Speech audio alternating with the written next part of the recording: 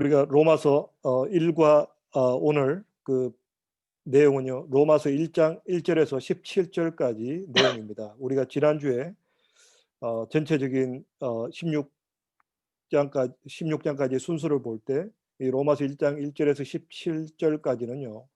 서론 부분입니다. 서론 부분. 보통 이제 사도 바울이 서론 부분에는 인사말을 많이 합니다. 그 인사말과 그리고 이 편지로서는 목적 그리고 또 격려하는 내용들 그렇게 이제 서론이 되어 있는데 우리가 잘 아는 대로 이 서론 부분에 서론부터 이렇게 격려하는 것보다 질책을 했던 책은 갈라디아서입니다. 갈라디아서는 처음부터 너희가 이럴 수 있냐 아주 그냥 처음부터 강력하게 말씀하셨던 책은 갈라디아서고요. 그 나머지 모든 이제 바울 서신을 보면 공통적으로 인사말과 격려하는 말들이 들어가 있습니다. 로마서 1장부터 17절까지 이 서론 부분도 마찬가지입니다. 격려하고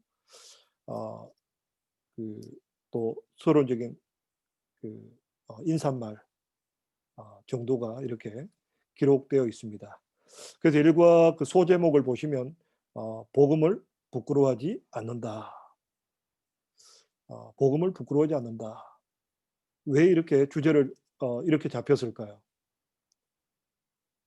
특별히 우리 성도들 가운데 특히 이제 오늘날 우리 성도들이 보면 좀 복음을 부끄러워하는 분들이 많다. 우리가 이제 결론 부분에 대해서 결론에 가서 우리가 좀 더 나누겠지만요. 오늘날 크리스찬들이 내가 크리스찬이다 하는 걸 밝히는 걸 부끄러워해요. 그야말로 이제 그 사일런트 크리스찬들이 많아요. 어느 날 보면 저분이 교회 다니는 사람이야? 저분이 장로님이었어? 저분이 집사님이었어?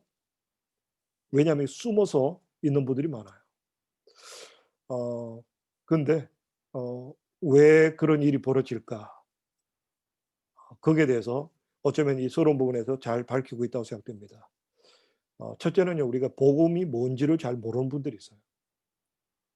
그리고 두 번째는 복음이 얼마나 귀한 건지 그 값어치를 모르기 때문에 그렇죠. 그래서 우리가 오늘은 과연 이 복음이 무엇이고 과연 우리가 이 복음이 얼마나 귀한 것인지 그래서 우리가 더 이상 복음 앞에 부끄러워하지 않고 그야말로 복음을 담대히 전할 수 있는 자로 살아가야 되는 것이 우리 성도의 모습이다. 이런 방향으로 말씀이 진행될 것입니다. 로마서 1장 16절 지금 화면이 잘 뜨고 있죠? 네. 네. 예, 1장 16절 우리 한번 같이 한번 읽었으면 좋겠습니다. 자, 로마서 1장 16절 같이 읽습니다. 시작. 내가 복음을 부끄러워하지 아니하노니 이 이 복음은 모든 모든 믿는 자에게 자에게 구원을 구원을 주시는 하나님의 능력이 됨이라. 첫째는 유대인에게요 또한 또한 헬라인에게로다. 헬라인에게로다. 아멘. 우리가 적어도 오늘 1장 1절에 17절까지 서론을 공부하면서 적어도 더 이상 이제 우리가 복음을 부끄러워하는 내가 크리스찬임을 밝히기를 부끄러워하는 그런 일은 이제 없었으면 좋겠습니다. 한번 말씀을 열도록 하겠습니다.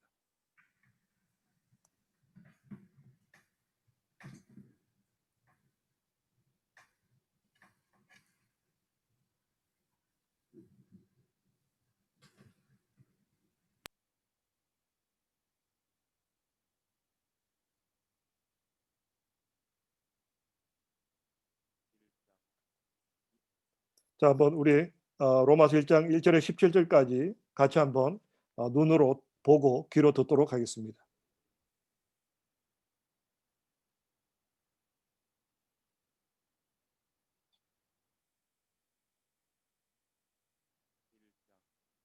예수 그리스도의 종 바울은 사도로 부르심을 받아 하나님의 복음을 위하여 축정함을 입었으니 이 복음은 하나님이 선자들로 말미암아 그의 아들에 관하여 성경에 미리 약속하셨습니다. 이 아들로 말하면 육신으로는 다 혈통에서 나셨고 성결의 영으로는 죽은 자 가운데서 부활하여 능력으로 하나님의 아들로 인정되셨으니 곧 우리 주 예수 그리스도시니라. 그로 말미암아 우리가 은혜와 사도의 직분을 받아 그 이름을 위하여 모든 이방인 중에서 믿어 순종케 하나니 너희도 그들 중에 있어 예수 그리스도의 것으로 부르심을 입은 자니라. 로마에 있어 하나님의 사랑하심을 입고 성도로 부르심을 입은 모든 자에게 하나님 우리 아버지와 주 예수 그리스도로 조차 은혜와 평강이 있기를 원하노라. 첫째는 내가 예수 그리스도로 말미암아 너희 모든 사람을 인하여 내 하나님께 감사함은 너희 믿음이 온 세상에 전파되미로다. 내가 그의 아들의 복음 안에서 내 심령으로 섬기는 하나님이 나의 증인이 되시거니와 항상 내 기도에 쉬지 않고 너희를 말하며 어떠하든지 이제 하나님의 뜻 안에서 너에게로 나아갈 좋은 길 얻기를 구하노라. 내가 너희 보기를 심히 원하는 것은 무슨 신령한 은사를 너에게 나눠주어 너희를 경고케 하려 함이니 이는 곧 내가 너희 가운데서 너희와 나의 믿음을 인하여 피차 아니함을 얻으려 합니다. 형제들아, 내가 여러 번 너희에게 가고자 한 것을 너희가 모르기를 원치 아니하노니 이는 너희 중에서도 다른 이방인 중에서와 같이 열매를 맺게 하려 함이로되 지금까지 길이 막혔도다. 헬라인이나 야만이나 지혜 있는 자나 어리석은 자에게 내가 빚진 자라. 그러므로 나는 할 수 있는 대로 로마에 있는 너희에게도 복음 전하기를 원하노라. 내가 복음을 부끄러워하지 아니하노니 이 복음은 모든 믿는 자에게 구원을 주시는 하나님의 능력이 됩니다. 첫째는 유대인에게요 또한 헬라인에게로다. 복음에는 하나님의 의의가 나타나서 믿음으로 믿음에 이르게 하나니 기록된 바 오직 의인은 믿음으로 말미암아 살리라 함과 같습니다.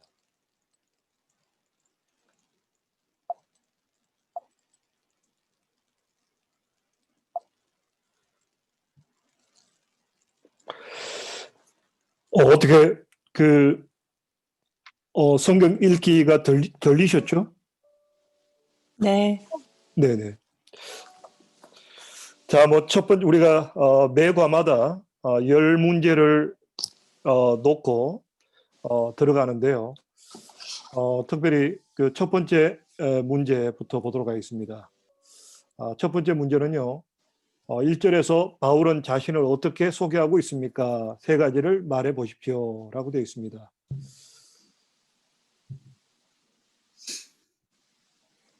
자, 한번 우리 김신희 입사님께서 한번 1장 1절을 읽어주시면 좋겠습니다. 예수 그리스도의 종 바울은 사도로 부르심을 받아 하나님의 복음을 위하여 택정함을 입었으니 예, 어떻게 세 가지로 어떻게 소개되고 있습니까? 첫째는 예수 그리스도의 종, 둘째는 사도, 그리고 셋째는 택정함을 받은 사람. 네네. 네, 잘하셨습니다.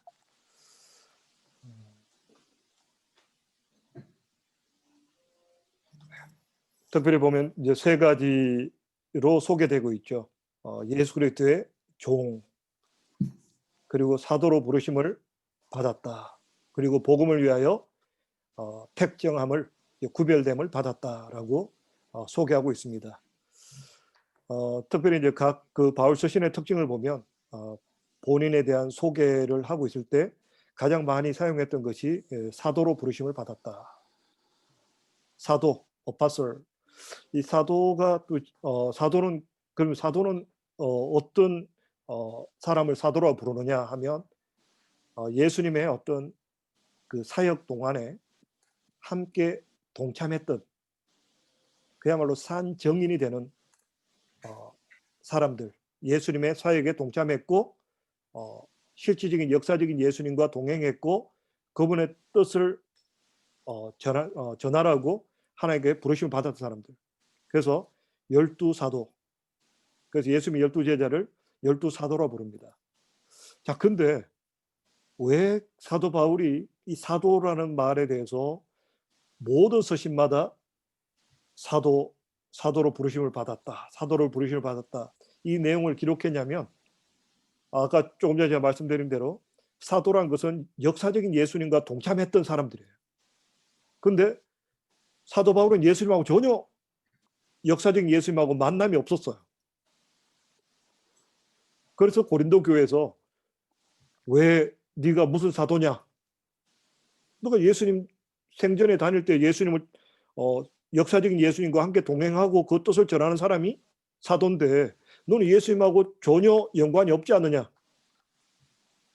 근데 사도 바울은 나는 다메섹에 가다가 예수님을 만났다. 나는 예수님을 만났고 비록 예수님 공생애 동안에는 있지 않았지만 분명히 그때 예수님이 나타나셨고 나에게 사명, 이방인들에게 복음을 전하라는 사명을 주셨다. 그러므로 나는 사도다. 그래서 이미 초창기 교회에서 이 사도 바울은 이미 사도라고 공적으로 인정을 했습니다. 이방인을 향한 사도로 부르심을 받은 아주 특별한 케이스죠. 그래서 사도 바울은 항상 모두 서신에 보면 거의 사도라는 말을 넣고 있습니다. 그리고 이제 빌립보서라든가 디도서에 보면 예수 그리스도의 종이라는 단어를 사용하고 있습니다. 참으로 예수 그리스도를 닮아가는데 또 예수 그리스도를 내 삶의 주인으로 모시고 살아가는데 나는 그분의 종으로서의 역할을 감당하고 있다. 종이라는 의미는 들로스라는 의미는 숨 쉬는 거, 밥 먹는 거, 행동하는 거 모든 삶 자체가 주인에게 종속되어 있는 종을 말합니다. 그야말로 나는 내가 숨 쉬고 밥을 먹고 삶을 살아가는 내 삶의 존재 목적조차도 다 예수님 그분 위해서 살아간다. 그러므로 나는 예수 그리스도 그분의 종이다 라는 표현을 쓰고 있습니다. 그래서 그야말로 이 바울의 삶은 바울이 그랬죠. 너희는 나를 본받는 자가 되라. 그래서 결국 우리가 주님을 따르는 사람들이 살아가야 될 삶의 모습은 종된 삶. 우리가 하나님의 자녀라는 어마어마한 신분을 갖게 되었지만 뿐만 아니라 우리는 주님의 종된 참으로 주님이 나를 위해서 죽어주셨기 때문에 내 죄값을 담당하시고 이제 그분이 죽으셨기 때문에 내가 죽어야 될 또 내가 저주받아야 할 그 고난을 예수님이 대신 져주셨기 때문에 이제 나는 주님을 향한 종된 삶으로 살아가는 것이 올바른 신앙인들의 모습이다. 그 제자도라는 표현을 쓰죠. 예수님의 제자들이 그렇게 살아가야 한다. 그리고 특별히 오늘 사도 바울은요, 이 세 번째 쓰고 있는 나는 복음을 위해서 택장을 받았다. 굉장히 좀 독특한 표현이죠. 나는 복음을 위해서, 그야말로 나는 복음을 위해서 선택된 하나님의 종이다라는 표현을 쓰고 있죠. 복음. 그야말로 사도 바울은 이 복음에 대해서 아주 명확한 어쩌면 예수님의 제자들도 보면 이 복음에 대해서 좀 혼란을 느꼈죠. 심지어 이제 우리가 갈라디아서에 나오지만 베드로라든가 바나바 같은 경우도 그 이방인하고 같이 음식을 먹고 있다가 유대에서 예루살렘에서 유대인들이 오니까 나 이방인들하고 같이 음식 안 먹은 것처럼 시침이 뚝 떼고 안 먹은 것처럼 하다가 사도 바울한테 굉장히 혼이 났죠. 너희들이 어떻게 그렇게 안 먹은 척하고 말이 되냐? 왜 그렇게 사도 바울이 흥분했냐면 사도 바울은 복음이 뭔가에 대해서 명명백백하게 알고 있다는 거예요. 그래서 사도 바울은 나는 복음을 위해서 택장함을 입었다. 그래서 오늘 우리는 그 다음 질문이 뭐가 나오겠습니까? 그 다음 내용이 뭐가 나오겠습니까? 2절 보면 바로 복음에 대해서 나오고 있다. 자, 그럼 2절로 한번 넘어가 보겠습니다. 자, 하나님의 복음은 누구에 관한 것입니까? 예, 우리 이해덕 집사님.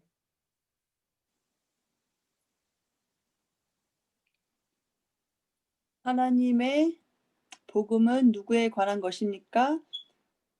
하나님의 아들에 관한 것입니다. 네, 한번 그냥 본문을 한번 읽어주시면 좋겠습니다. 로마서 1장 2절과 요한복음 5장 39절. 이 복음은 하나님이 선지자들로 말미암아 그의 아들에 관하여 성경에 미리 약속하신 것이라. 그리고 에덕 집사님 화면에 뜨지 않나요? 그래요? 저 뒤에가 있어가지고 제가. 그리고 요한복음 5장 39절 너희가 성경에서 영생을 얻은 줄 생각하고 성경을 상고하거니와 이 성경이 곧 내게 대하여 증거하는 것이로다. 네. 아멘. 자, 이 복음의 핵심은 바로 예수 그리스도. 예, 이게 복음이라는 거죠. 예수님 그 자신이 바로 복음이라는 거죠. 예수님 속에 예수님이 이 땅에 오시고 이 땅에 사시고 부활하심 그 자체가 복음이라는 거예요. 우리가 복음은 예수 그리스도 그분을 아는 것. 그야말로 예수님에 대해서 예수님 그 자체가 그야말로 이제 복된 소식의 어떤 핵심 코어가 바로 예수 그리스도. 그야말로 예수 그리스도 그분이 오심으로 이 땅에서 복된 소식이 시작되었고 예수님 그 말씀이 복된 소식이고 또한 예수님께서 부활하시고 성천하심으로 우리에게 또한 복음이 되셨다. 그래서 결국 예수님께서도 요한복음 5장 39절에 말씀하신 것처럼 너희가 영생을 얻는 줄 알고 성경을 상고하거니와 이 성경이 곧 내게 대하여. 결국 이 복음 성경이 우리에게 영원한 생명을 주는 책인데 또 빛된 우리로 빛 가운데로 인도하는 책인데 이 모든 생명과 빛된 소식이 결국 예수 그리스도 그분께로 연결되어 있습니다. 복음은 복음은 뭐냐? 바로 예수님. 예수님 자체가 바로 복음이다. 우리가 이 예수 그리스도 이분을 우리가 전할 수밖에 없다라는 거죠. 그러면 이제 세 번째 문제는 당연하겠죠. 도대체 그분은 어떤 분인가? 예수님은 누구신가? 자, 그러면 세 번째 문제, 김원영 집사님.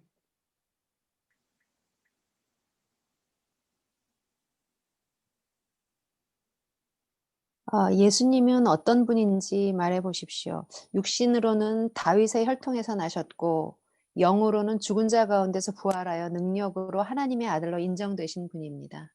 네. 결국 이제 두 부분으로 나눠지죠. 예수님에 대해서는 역사적인 예수님, 그리고 하나님의 아들로서의 예수님. 예수님이 이 두 신분을 가지고 계셨죠. 그래서 역사적인 예수님으로 그게 포커스를 맞추고 기록된 책이 누가복음.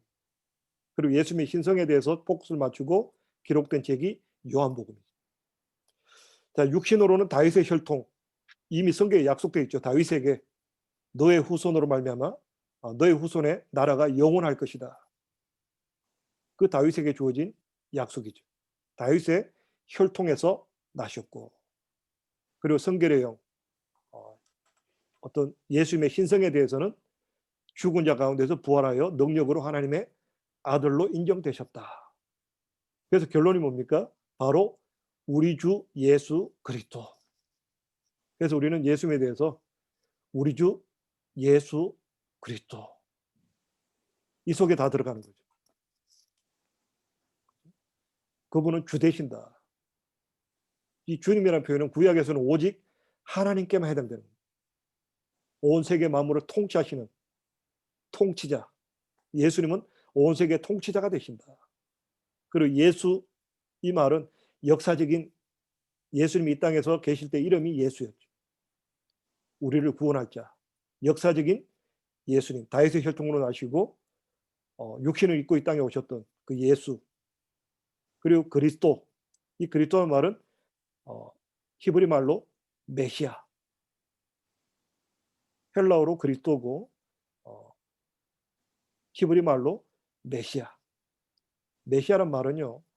기름 부음을 받았다. 기름 부음을 받은 것은 구약에 보면 세 부류의 사람입니다. 왕과 제사장과 선지자. 이 기름 부음 받은 자라는 의미인데 결국 예수님께서 이 땅에 오셔서 왕이 되시고 선지자가 되시고 제사장이 되셨다. 그래서 우리가 우리 주 예수 그리스도, 예수님이 어떤 분인가 함축적으로 표현하면 바로 우리 주 예수 그리스도. 그분은 이 우주 만물의 통치자가 되시고 왜 우리가 마태복음 기록되어 있죠. 아버지께서 하늘과 땅의 모든 권세를 내게 주셨으니 이제 예수님께서 이 땅의 통치자가 되십니다. 그리고 교회의 머리가 되시죠. 그리고 예수, 역사적인 다윗의 혈통으로 나신 예수님 뿐만 아니라 기름 부음 받은 자, 메시아 되신 예수 그리스도. 그래서 예수님이 어떤 분인가? 우리 주 예수 그리스도. 이 예수님에 대한 소개입니다. 그래서 우리가 예수님이라면 누구십니까 하면 역사적으로 다윗의 혈통에서 나셨고, 그리고 부활 성천하신 기름 부음 받은 자, 메시아 되시는 분이십니다. 그리고 이 땅에 지금 현재 이 세계, 이 우주의 통치자 되신 분이 바로 우리 주 예수 그리스도십니다. 그러면 우리가 그분을 높여드리고 그분을 전하는데 우리가 더욱더 담대하고 더욱더 기쁨으로 또 전해야 될 줄로 믿습니다. 자, 그러면 이제 예수님에 대해서 알게 되면 그 다음 그럼 우리는 누구냐 하는 거죠. 자, 다음 문제. 김선아 집사님.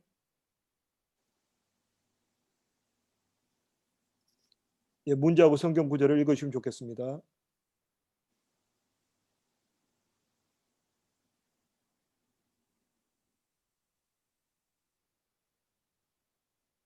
김선아 집사님.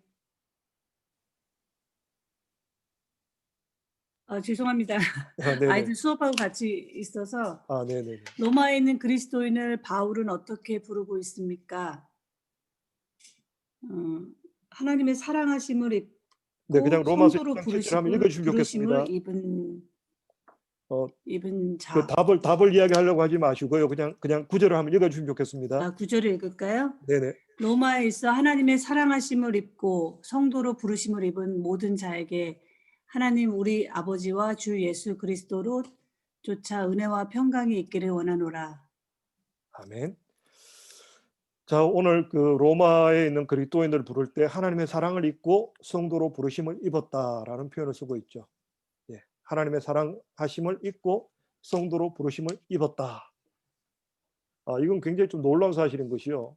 그 하나님의 사랑을 입었다는 이 표현은 유대인들에게만 쓰는 표현이었습니다. 유대인들에게만 쓰는 표현인데 이제 로마에 있는 이방인들, 헬라인에게도 하나님의 사랑하심을 입고, 그리고 또한 성도, 거룩한 무리라는 이름을 받았다라고 표현하고 있다는 거죠. 굉장히 이게 복음의 진수입니다. 복음은 그야말로 유대인들과 헬라인, 이 과거에 갈라졌던 이 두 그 집단을 하나로, 예수 그리스도 안에서 둘이었던 것을 하나로 만든 것이 이게 바로 복음이라는 거예요.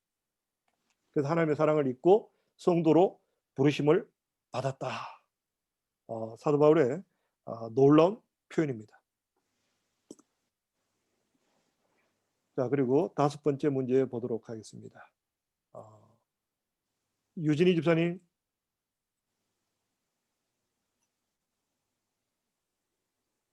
바울이 로마에 있는 성도들에 대해 하나님께 감사하는 이유는 무엇입니까? 로마서 1장 8절. 첫째는 내가 예수 그리스도로 말미암아 너희 모든 사람을 인하여 내 하나님께 감사함은 너희 믿음이 온 세상에 전파됨이로다. 네. 너희 믿음이 온 세상에 전파되었다. 우리는 여기서 좀 발견할 수 있는 것은요. 온 세상에 전파되었다. 어떻게 전파되었을까요?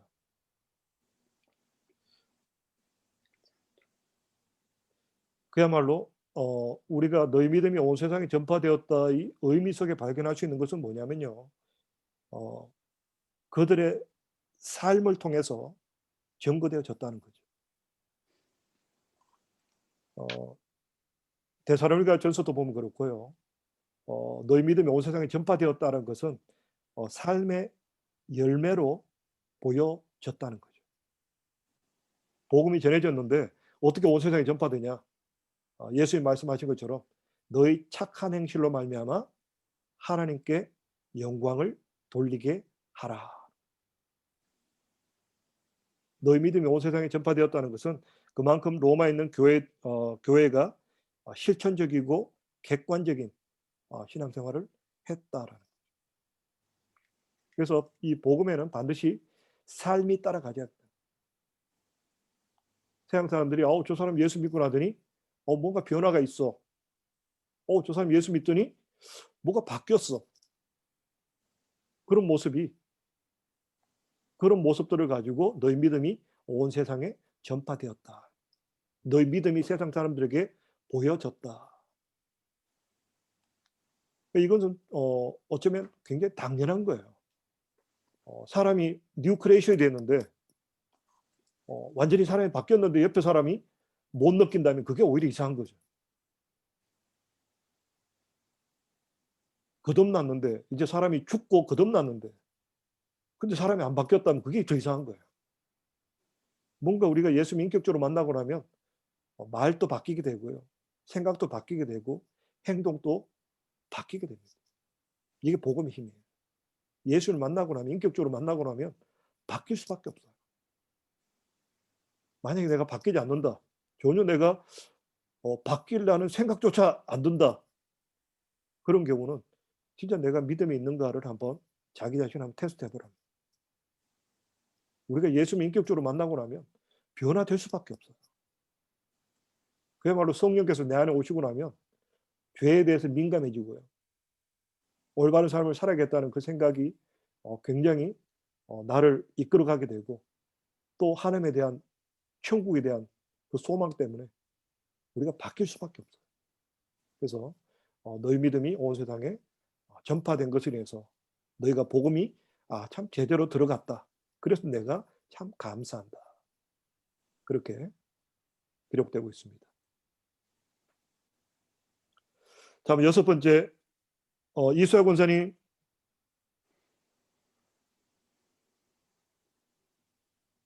네, 바울의 기도는 어떠한 기도였는지 이야기해 봅시다.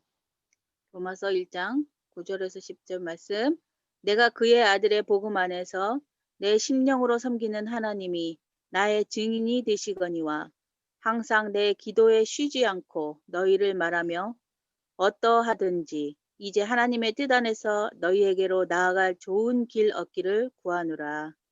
자, 오늘 사도 바울이 기도하는데 사도 바울의 어떤 그 기도의 특징들이 나옵니다. 기도의 특징들을 보면요. 일단 내 기도에 쉬지 않고 기도했다. 기도는 굉장히 그 지속성이 참 중요합니다. 쉬지 않고 기도했다.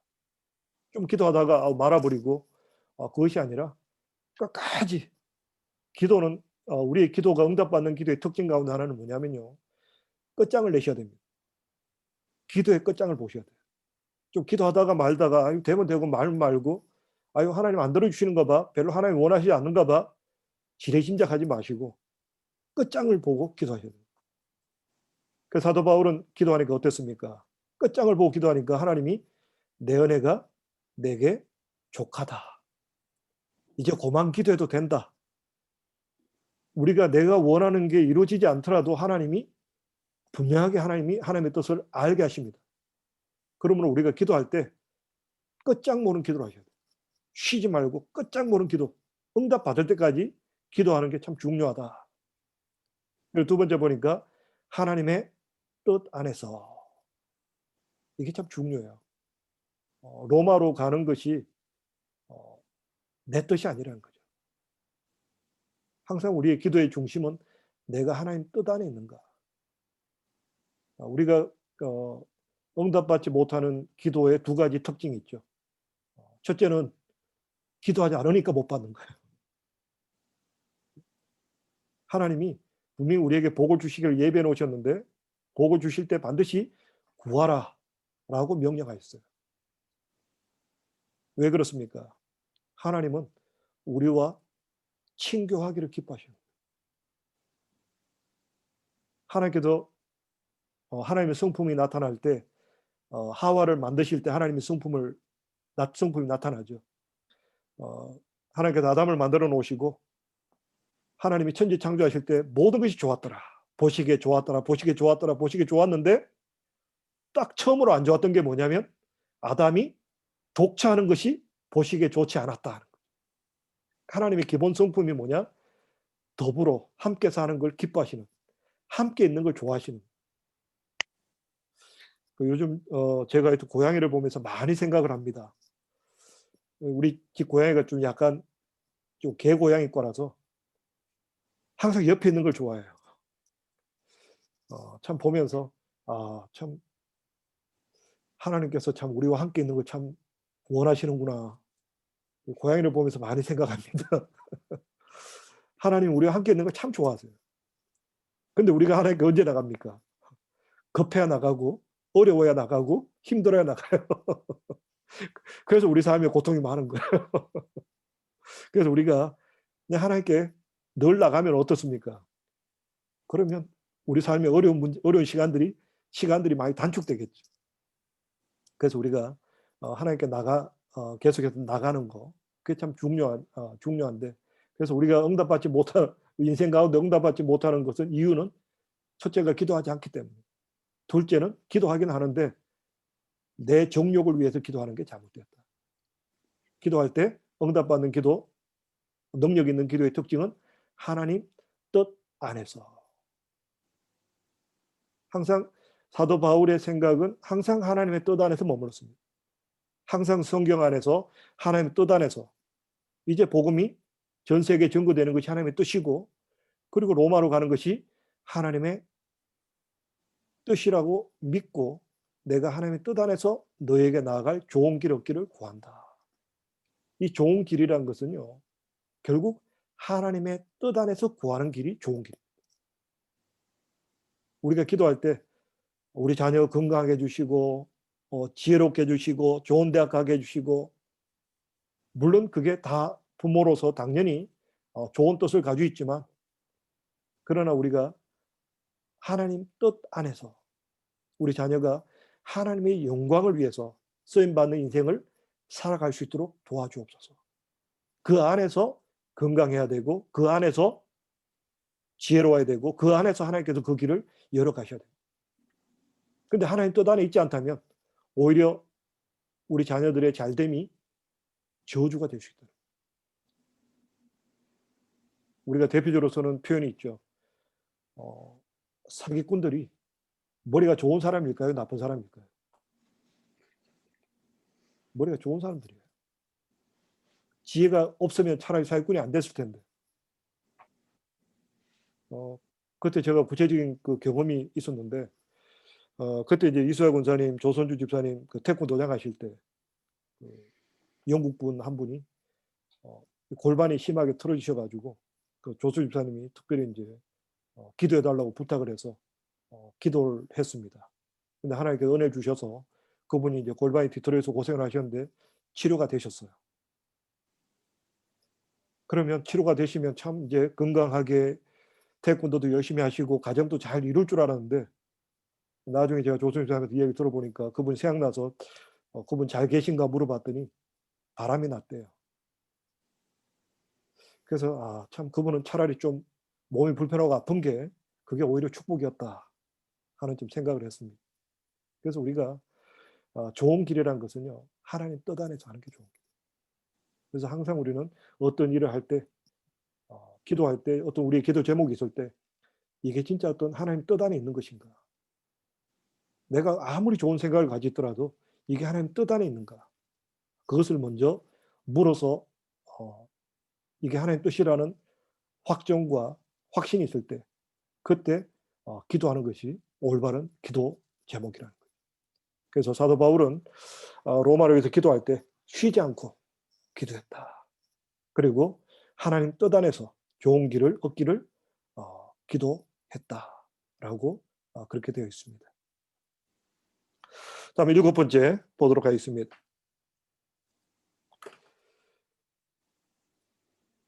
예, 박월숙 권사님.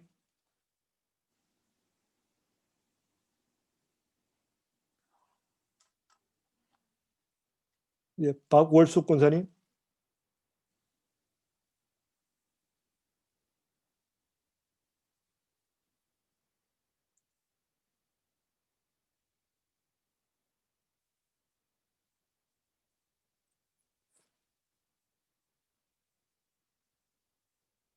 어떻게 지금 박우석 선생님이 예, 상황이 안 되시나요?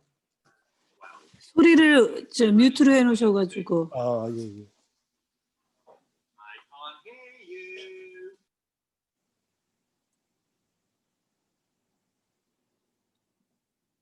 예, 박우석 권사님.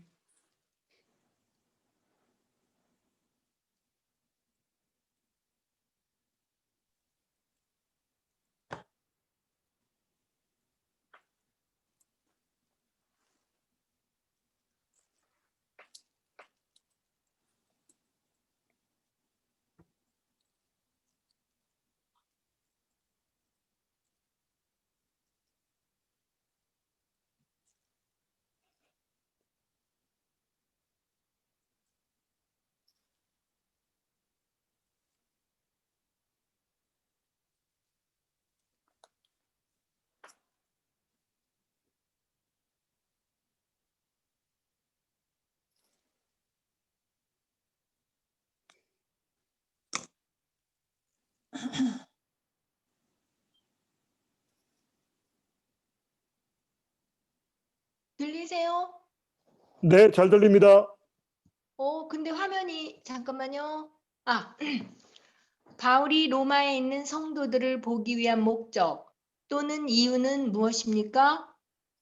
11절에서 13절. 신령한 은사란 무엇을 뜻한다고 생각하십니까?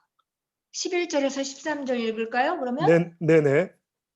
내가 너희 보기를 심히 원하는 것은 무슨 신령한 은사를 너희에게 나눠주어 너희를 견고하게 하려 함이니 이는 곧 내가 너희 가운데서 너희와 나의 믿음을 인하여 피차 안위함을 얻으려 함이라.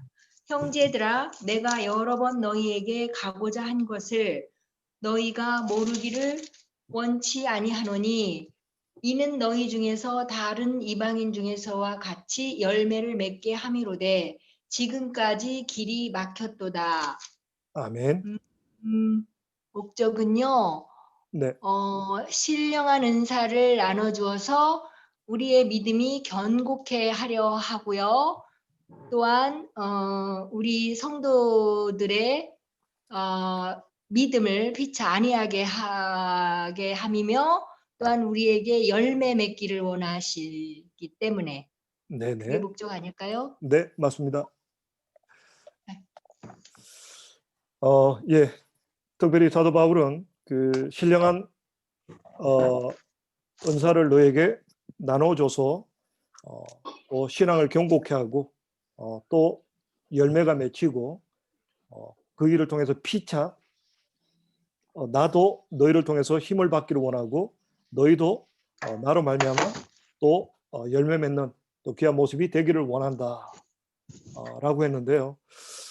특별히 이제 이 신령한 은사가 뭘까?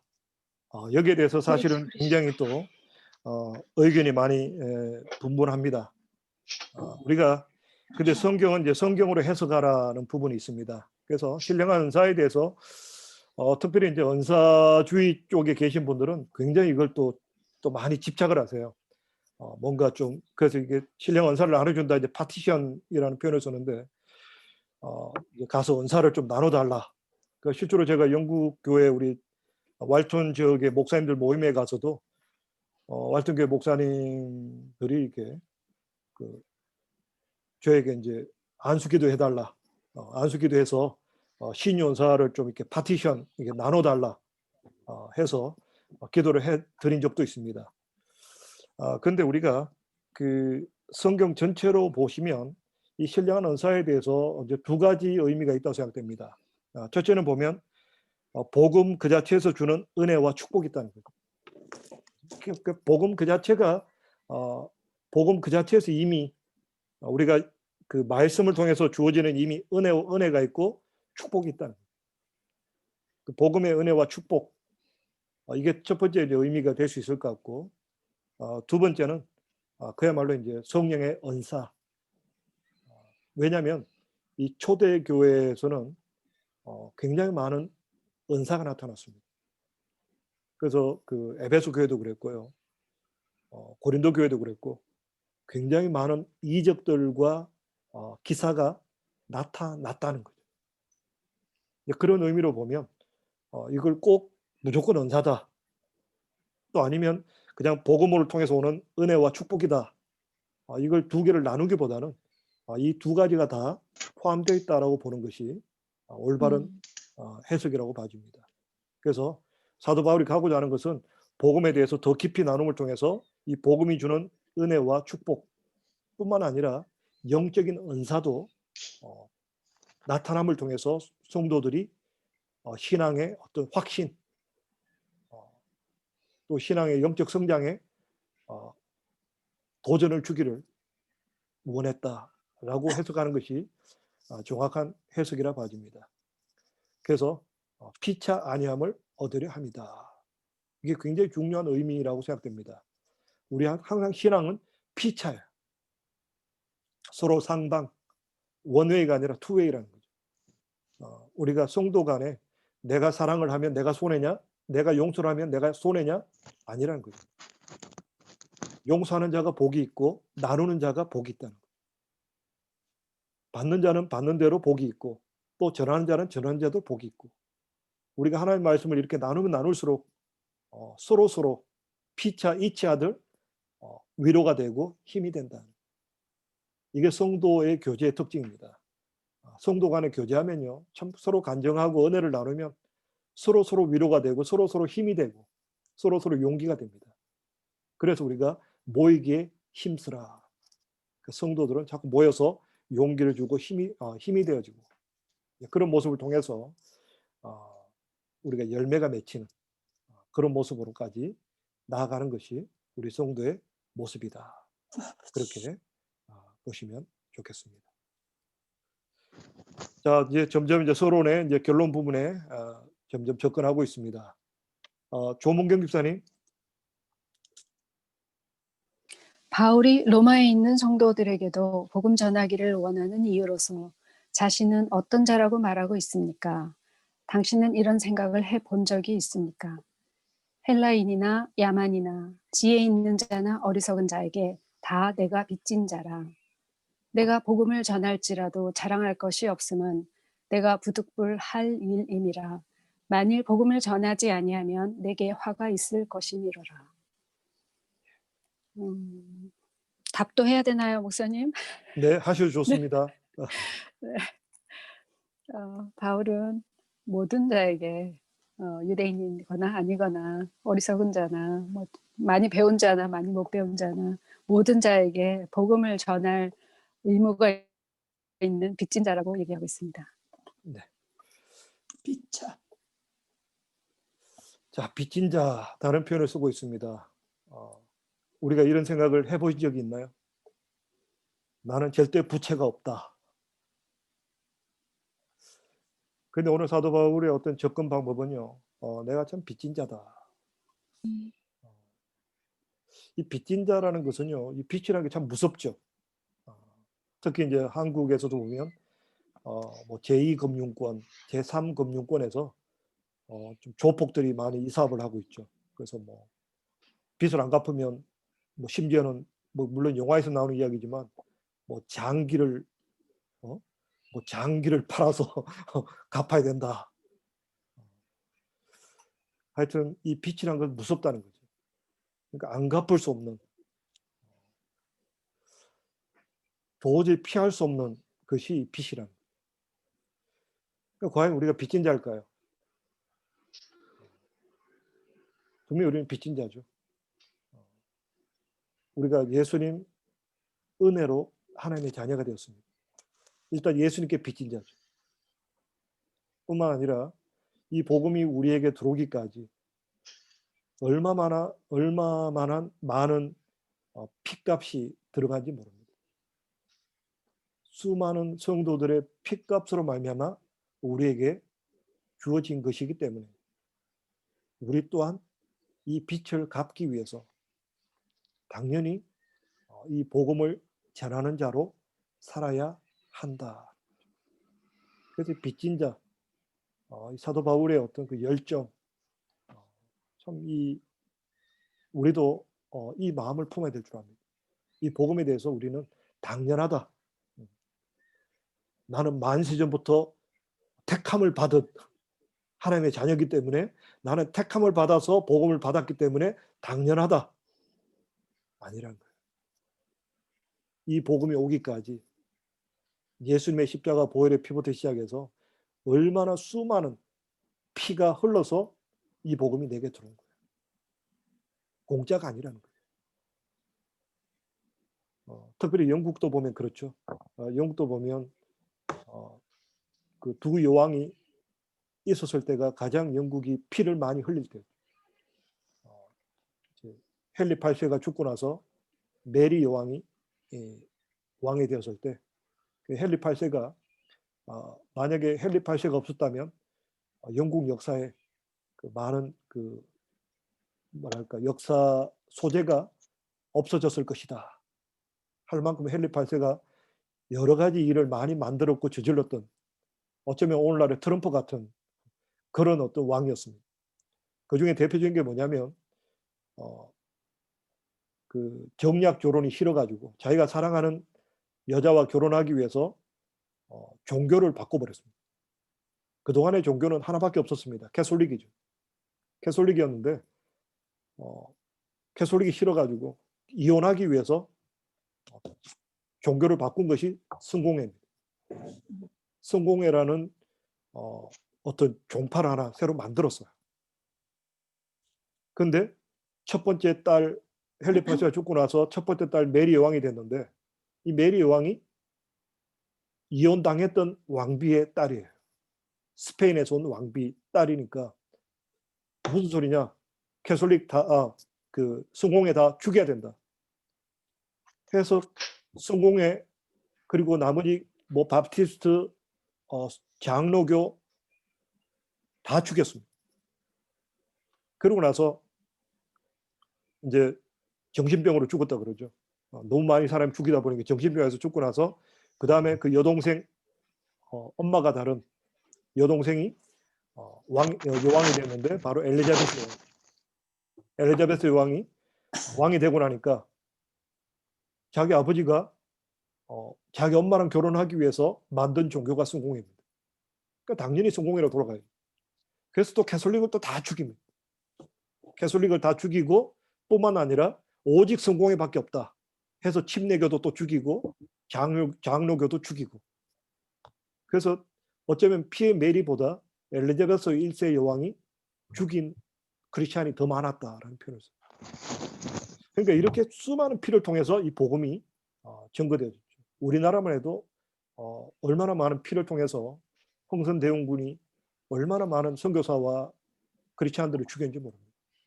그 피를 통해서 우리가 복음이 전해졌기 때문에 또 우리가 이미 알고 있는 대로 미국에서 많은 선교사님들이 와서 희생하시고 죽음을 통해서 복음이 들어왔습니다. 그래서 우리는 빚진 자다. 그런 개념을 분명히 가지셔야 되고 특별히 고린도전서 9장 16절에 보니까요. 내가 부득불했다. 내가 복음을 전할지라도 자랑할 것이 없다. 부득불했다. 왜 그렇습니까?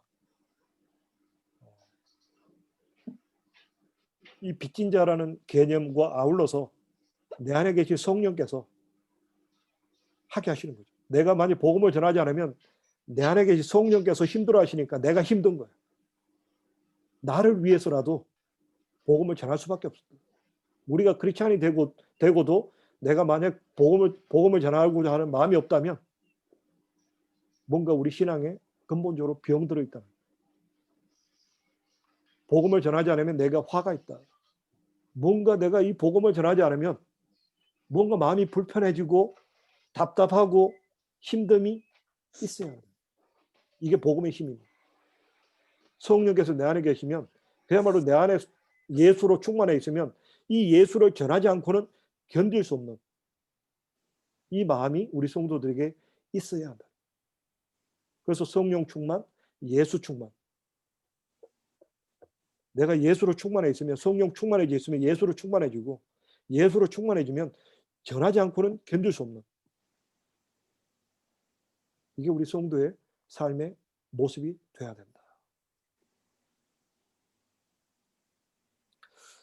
자, 그리고 우리 9번째로 한번 넘어가겠습니다. 안원영 집사님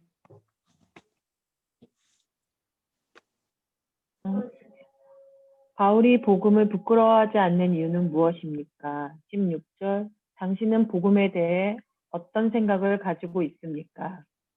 내가 복음을 부끄러워하지 아니하노니 이 복음은 모든 믿는 자에게 구원을 주시는 하나님의 능력이 됨이라. 첫째는 유대인에게요 또한 헬라인에게로다. 로마서 1장 16절 말씀입니다. 모든 자에게 구원을 주시는 하나님의 능력이 된다. 참 굉장히 중요한 의미라고 생각됩니다. 구원. 참 인간이 살아갈 때 인간이 해결할 수 없는 문제가 너무나 많습니다. 우리가 영원한 생명 문제뿐만 아니라 우리가 이 땅을 살아가는데 얼마나 많은 문제와 어려움을 경험하는지 모릅니다.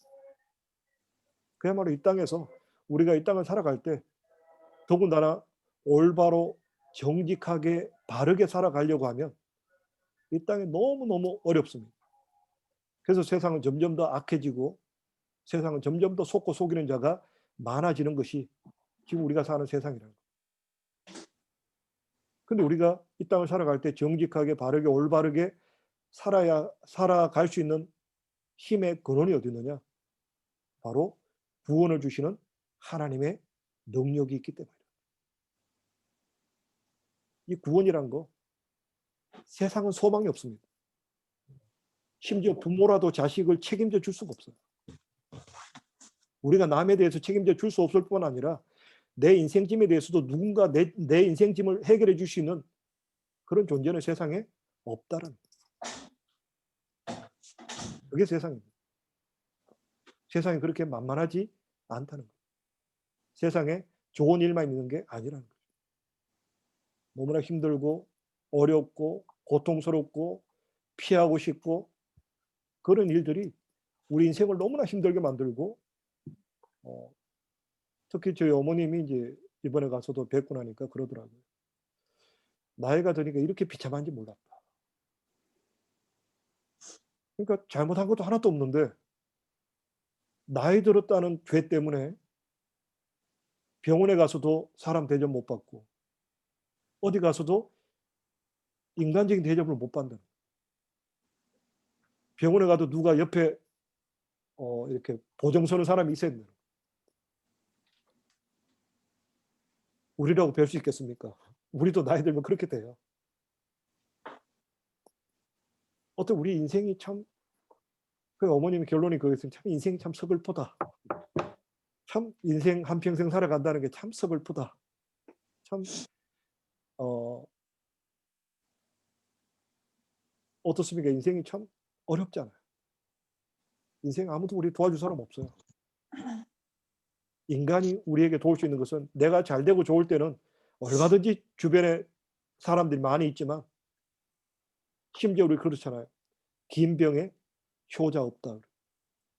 부모 자식 간에도 긴 병 들면은 힘들어한다. 이게 인간이라는 거예요. 인간은 다 연약하기 때문에 서로 연약하기 때문에 그래서 인간이 나쁘다, 뭐 인간을 믿을 존재가 못 된다, 뭐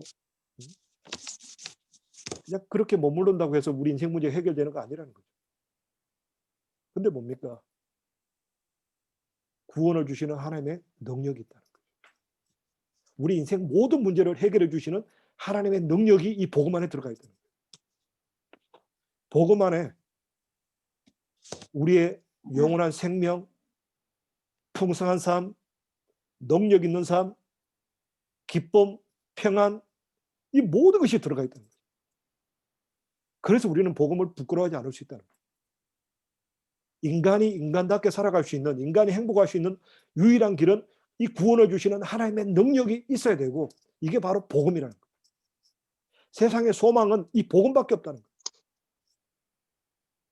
세상 다른 모든 것을 시간이 지나고 나면 다 시들시들해요.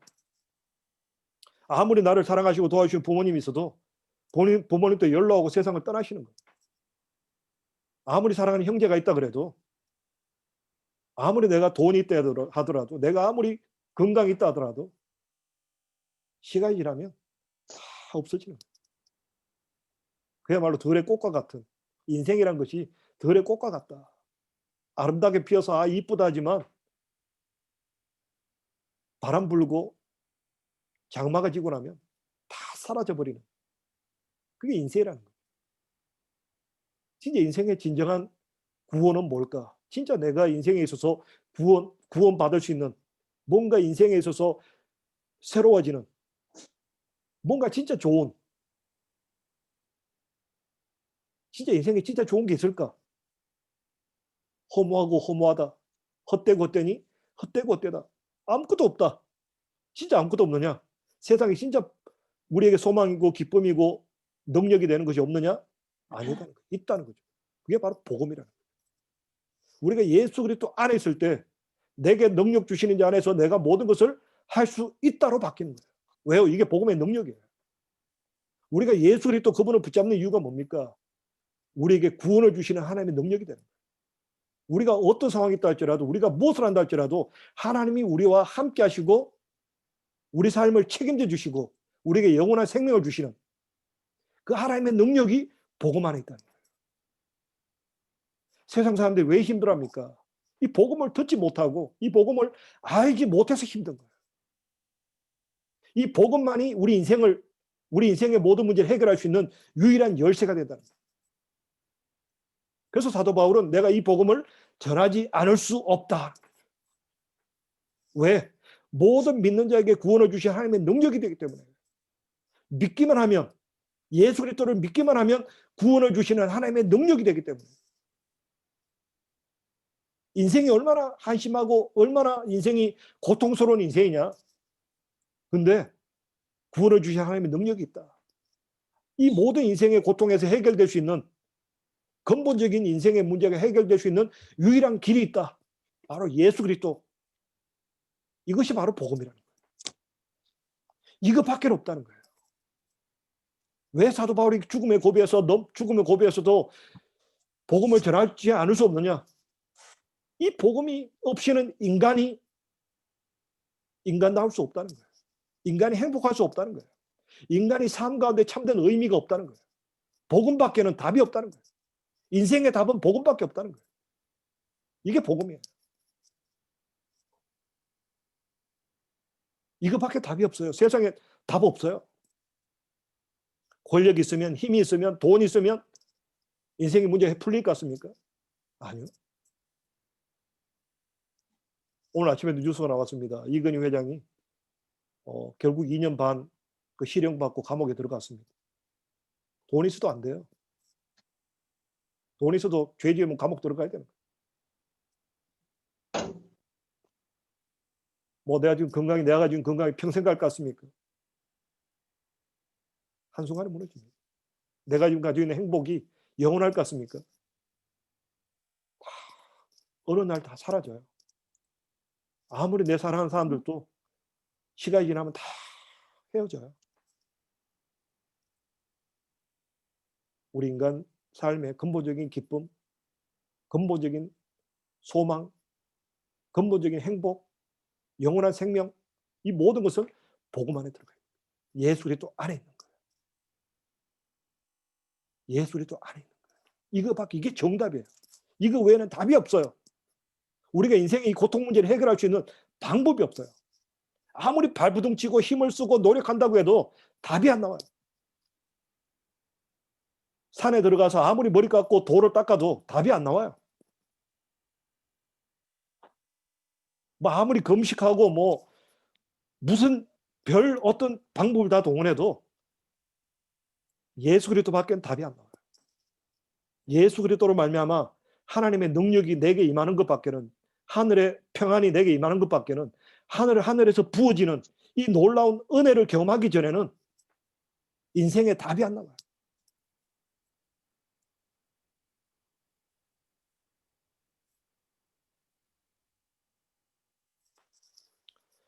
이게 정답입니다. 답은 이거밖에 없습니다. 구원을 주시는 하나님의 능력. 이 구원이란 말이 구약에는 여러 가지로 쓰이고 있습니다. 우리가 예수를 믿고 영원한 생명 얻는 것, 이것도 구원이고요. 그 구약에 보면 전쟁에서 이기게 되는 것도 구원입니다. 그야말로 우리 삶에 부딪히는 모든 문제들, 아픔들, 고통들, 이 문제가 해결되는 이 해결해 주신 능력이 어디 있느냐? 예수 그리스도 안에 있다는 거예요. 예수 그리스도를 말미암는 이 구원, 이것이 바로 복음이라는 거예요. 이 복된 소식이라는 거예요. 이게 가스펠이에요. 이거 외엔 답이 없습니다. 우리가 세월 낭비하지 마시기 바랍니다. 이거 외에는 답이 없어요. 이거 외에 다른 길이 있을 거다. 뭔가 좀 돈이 있으면 뭔가 행복해질 거다. 뭐 건강하면 내가 행복해질 거다. 그건 다 부차적인 거예요. 근본적인 뼈대를 붙잡지 않으면 시간이 지나면 아무것도 아니에요. 결국은 예수 그리스도. 그야말로 예수 그리스도. 이 예수 그리스도. 이게 복음이에요. 이거밖에는 다른 길이 없어요. 그래서 더욱더 이 복음 앞에 또 설 수 있는, 부끄러워하지 않는 우리 성도님 되시기를 바랍니다. 아멘. 자, 10번째 문제입니다. 이근자 집사님. 네, 복음에는 무엇이 나타납니까? 17절. 복음이 당신에게 왜 중요한지 서로 이야기해 봅시다. 복음에는 하나님의 의가 나타나서 믿음으로 믿음에 이르게 하나니 기록된 바 오직 의인은 믿음으로 말미암아 살리라 함과 같으니라. 아멘. 예, 복음에는 하나님의 의가 나타난다 그러죠. 복음에는 하나님의 올바름, 하나님의 올바름이 나타난다. 그러니까 하나님의 뜻이 나타난다는 거예요. 오직 의인은 믿음으로 말미암아 살리라. 이게 그 하박국서에 기록된 내용이고요. 이것이 그 로마서를 관통하는 중요한 핵심 내용입니다. 의인은 믿음으로 살리라. 의인은 믿음으로 살리라. 자, 복음에는 하나님의 의가 나타난다. 하나님의 의로움. 우리가 무엇이 옳을까? 뭐가 옳을까요? 세상에 뭐가 옳을까요? 그야말로 하나님의 올바름. 우리가 이 땅을 살아가면서 뭐가 올바를까? 뭐가 올바를까? 어떻게 사는 것이 올바른 삶입니까? 우리가 로마 3장을 보시면 의인은 없나니 하나도 없다. 우리가 생각할 때, 내가 생각할 때 의롭다. 또 내가 생각할 때 저분은 참 의로운 것 같다. 근데 의로운 사람은 아무도 없다. 결국 하나님의 올바름, 하나님이 인정하시는 올바름은 뭐냐? 그냥 하나님을 믿는 거. 그분의 말씀을 믿고 살아가는 거. 이거밖에 없다는 거죠. 결국 우리가 복음을 통해서 깨닫게 되는 게 로마서를 흐르고 있는 내용 중에 보면 결국 율법이 나와요. 율법을 지키는 사람이 올바르다. 근데 문제는 율법을 지키는 사람이 있느냐? 없다. 그래서 우리가 하나님은 올바르신데 우리가 그 하나님의 올바름대로 하나님이 명령하신 대로 우리가 살아갈 수 있느냐? 없다. 이게 구약의 결론입니다. 구약은 결국 안 된다로 끝나요. 그래서 에스겔서, 예레미야서를 보면 하나님이 이제 새로운 법을 너에게 주겠다. 율법 가지고는 안 된다. 성령으로 말미암는 새로운 법을 주겠다. 근데 성령의 어떤 그 법은 누구에게 오느냐? 믿음으로 말미암아 의롭다 칭함을 받은 자에게 성령께서 임하셔서 성령께서 이제 우리를 인도해 가시는 거.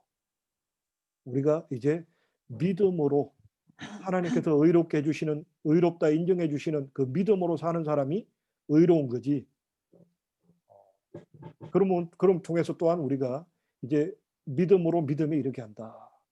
좀 이제 점점 이제 믿음이 이제 심화된다는 거죠.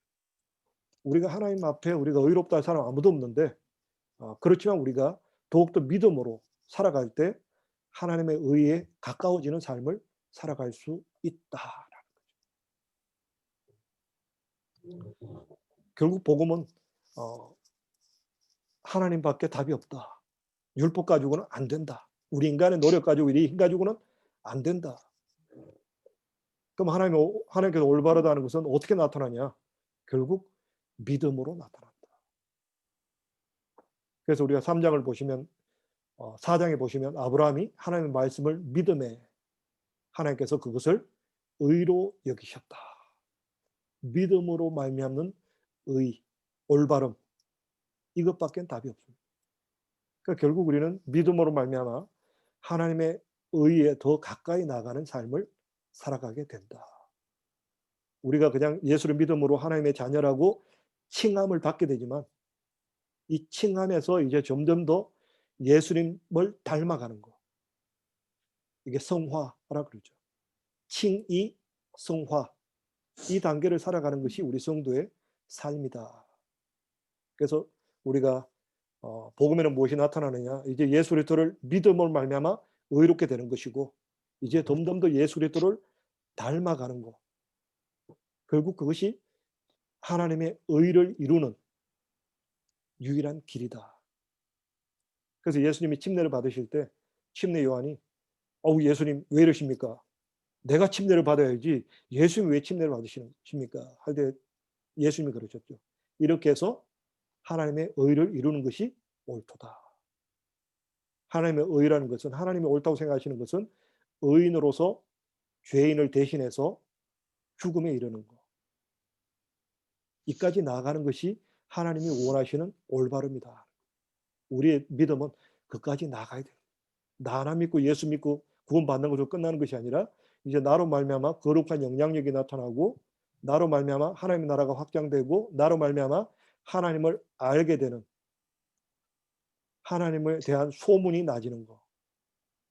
이것이 우리 성도로서 올바른 삶의 모습이다 하는 것을 우리가 생각할 수 있겠습니다. 자, 오늘 우리 한번 나눔의 시간입니다. 다음 석현 집사님 한번 읽어주시겠습니까?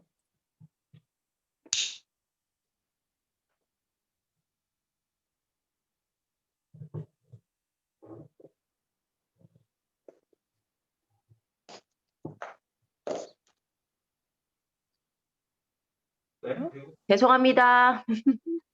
당신은 복음에 대해 어떻게 생각해 왔습니까? 혹 복음을 부끄러워했다면 그 이유는 무엇이었습니까? 당신은 복음에 대해 앞으로 어떻게 생각해야 되겠다고 생각합니까? 예, 어떻게 생각하십니까? 부끄러워하면 안 되겠습니다. 오늘 많은 깨달음이 있었어요. 예. 저도 복음을 부끄러워해서 참 세상 사람들한테 이렇게 쉽게 말하지 못했던 것 같아요.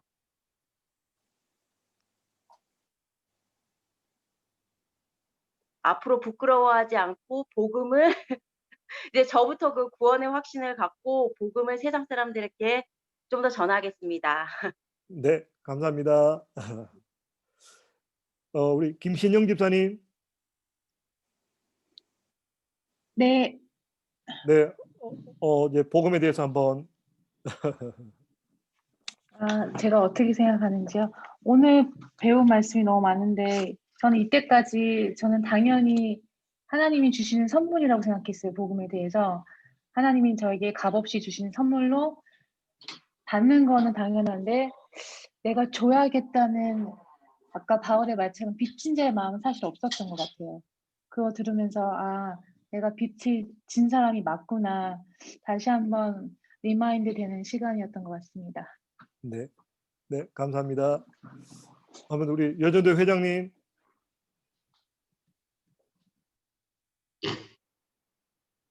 네, 목사님. 네. 복음에 대해서 그렇게 잘 알지 못했던 것 같아요. 네. 그리고 분명히 제가 하나님을 이렇게 믿고 하나님께서 그 구원의 은혜로 사랑과 용서를 이제 주셨고 회복이 되었는데 이제 시간이 흐르다 보니까 정말 이 내가 누렸던 하나님 그 복음으로 말미암아 회복된 그것이 나에게만 이렇게 머물게 되더라고요. 그래서 이 복음의 받은 사랑과 은혜로 이렇게 섬겨야 되는데 좀 그러지 못했던 게 제가 새신자를 이제 교회에서 섬기면서 '아 내가 왜 해야 되나?' 하는 마음이 그때 좀 이렇게 들었거든요.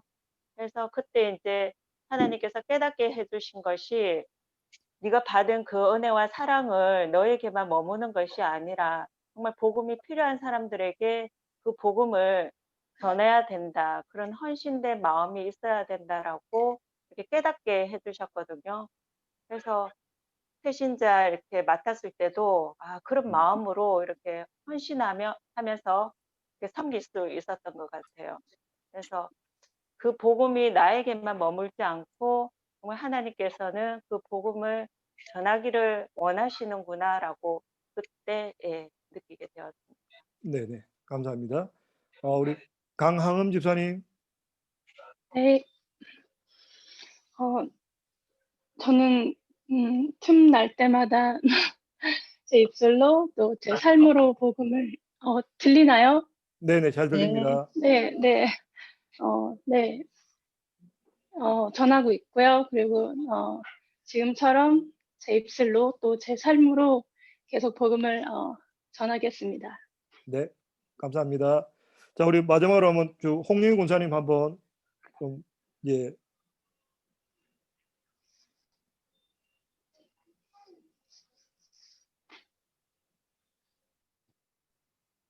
저는 복음은 참으로 값진 것이라고 생각하고, 복음은 즉 하나님의 나라에 대한 바른 견해와 또 내가 하나님의 나라에 대해서 어떤 소명을 갖고 있고, 또 내가 하나님의 나라를 어떻게 전파해야 되나 하는 게 복음이라고 저는 생각을 합니다. 그래서 저는 세상에 나가서 크게 외치는 것보다는 내가 있는 자리에서 하나님의 나라를 어떻게 더 넓게 퍼져나갈 수 있게 할 수 있을까?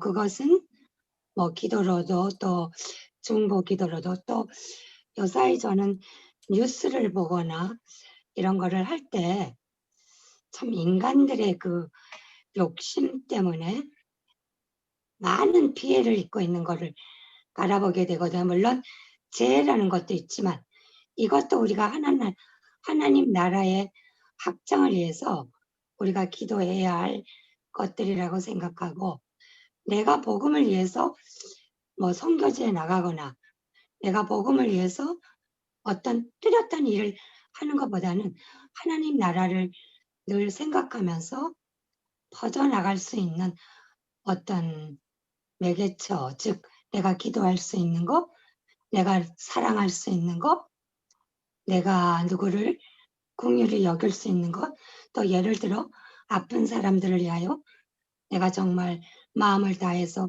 기도하는 것, 이것도 저는 복음이라고 생각을 하거든요.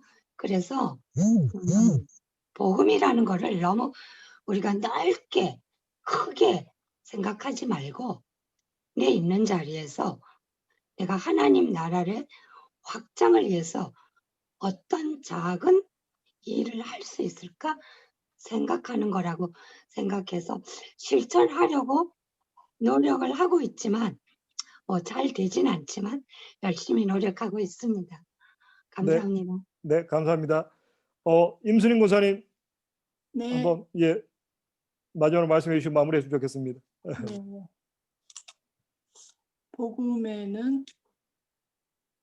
복음은 즉 예수 그리스도의 말씀인데 시편 말씀 같이 주의 말씀은 내 발의 등이요 내 길의 빛이라고 하셨으니까 우리 삶 속 안에서 나를 인도하시는 그 말씀에 따라서 우리가 삶을 살아갈 때 내가 모든 사람에게 등대가 될 수 있는 그런 삶을 보면서 복음이 전해질 것 같아요. 아멘. 네, 아멘. 감사합니다. 오늘 좀 더 이렇게 많은 부분을 나누면 좋겠는데 우리가 이제 앞으로 매주 이렇게 말씀을 공부해 가면서 좀 더 이렇게 또 신앙에 대해서 또 함께 나누고 또 은혜 받는 시간을 갖도록 하겠습니다. 예, 혹시 꼭 이 부분은 1장 넘어가기 전에 서론 부분에서 좀 알고 싶다 하는 부분이 있으면 안 보이겠어. 그러면 한번 일괄 한번 이렇게 우리 한번 복습하시고 그 다음 주에 이거할 때 또 미리 한번 질문을 해주시고 이거로 그렇게 넘어가도록 하겠습니다. 우리 기도하고 마무리하겠습니다.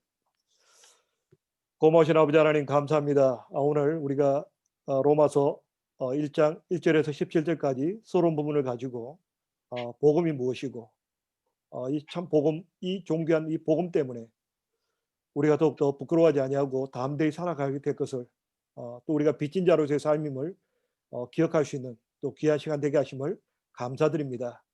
우리 모든 사랑하는 여전도회 회원분들 또 우리 모든 성도님들이 더욱더 이 마지막 때 이 복음의 용사로서 담대히 설 수 있는 귀한 은총 허락하여 주시옵소서.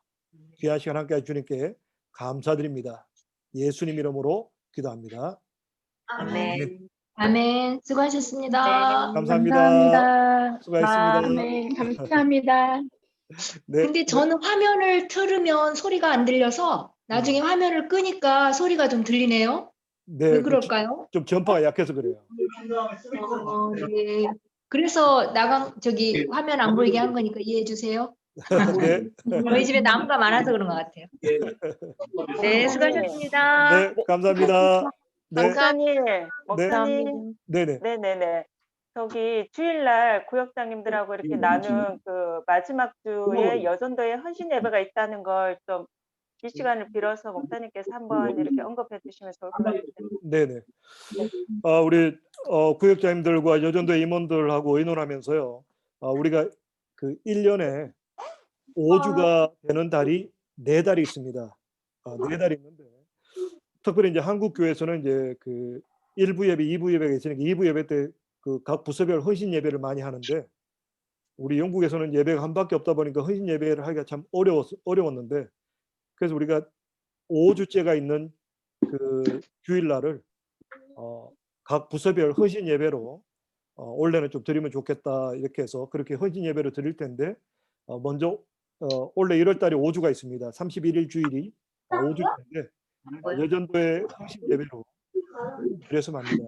헌신 예배를 드릴 때 마침 그 기도 순수도 이수야 권사님이 또 선수시고 성경 봉독 그리고 또 이제 여전도에 대한 소개 그리고 특송 가장 중요한 게 간정이 참 들어가면 좋을 것 같아요. 여전도의 모임을 통해서 아니면 구역 모임을 통해서 이런 어떤 하나님 은혜를 주셨습니다 하는 그런 간정을 한 2-3번 정도 준비하셔서 그렇게 해서 우리 교회에 또 하나님 앞에 영광을 올려드리고 또 우리 성도님들에게도 우리 귀한 여전도회가 이런 일을 하고 있구나 하고 여전도회를 위해서 더욱더 기도할 수 있도록 그렇게 헌신 예배로 진행할 계획입니다. 네, 여전도에서 임원에서 기도로 이렇게 헌신 예배를 위해서 준비해 나갈 때 이제 뭐 성경 봉독이든지 간증이든지 특송이든지 이렇게 요청이 가면 헌신한 마음으로 감사하게 이렇게 받아주셔서 좀 섬겨주셨으면 좋겠습니다. 네. 네, 감사합니다. 네. 감사합니다.